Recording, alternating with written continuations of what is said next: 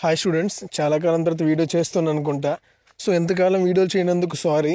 Because చాలామంది students హాస్టల్కి వెళ్ళిపోవడంతో views అనేవి రాకుండా రీచ్ పోయింది.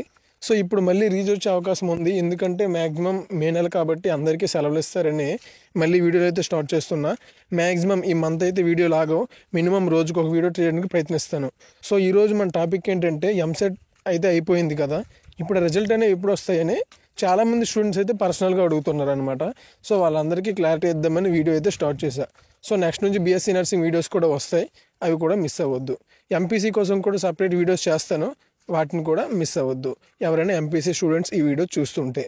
సో మనం మెయిన్ వీడియోలోకి వెళ్ళిపోతే ఏపీ ఎంసెట్ రిజల్ట్స్ అనేవి మినిమం మన ఏపీలో అయితే రావడానికి ఒక నెల అయినా అవ్వచ్చు అనమాట. మనం తెలంగాణకు చూసుకుంటే వాళ్ళకి ఎంసెట్ అయిపోగానే ఒక 9 డేస్కి రిజల్ట్ వచ్చేసింది. బికాస్ డిక్లరేషన్ ప్రాసెస్ అనేది సింపుల్ అన్నమాట.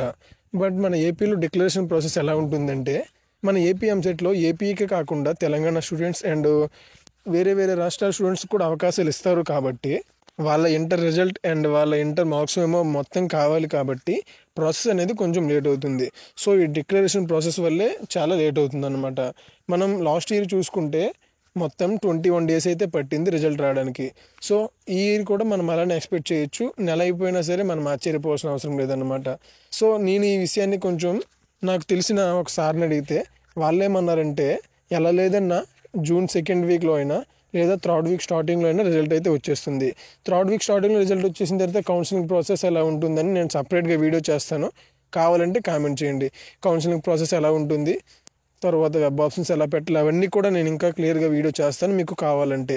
సో ఎంసెట్ రిజల్ట్ అయితే జూన్ 2nd వీక్ అయినా లేదా 3rd వీక్ స్టార్టింగ్లో అయినా వచ్చేస్తాయి అన్నమాట. సో మీకు ఒక క్లారిటీ వచ్చిందని అనుకుంటున్నాను. మీకు ఇంకా ఏమైనా డౌట్లు ఉంటే ఏం పర్వాలేదు, కామెంట్ చేయండి. ఈ నెల మొత్తం వీడియోలు పోస్ట్ చేస్తూనే ఉంటాను.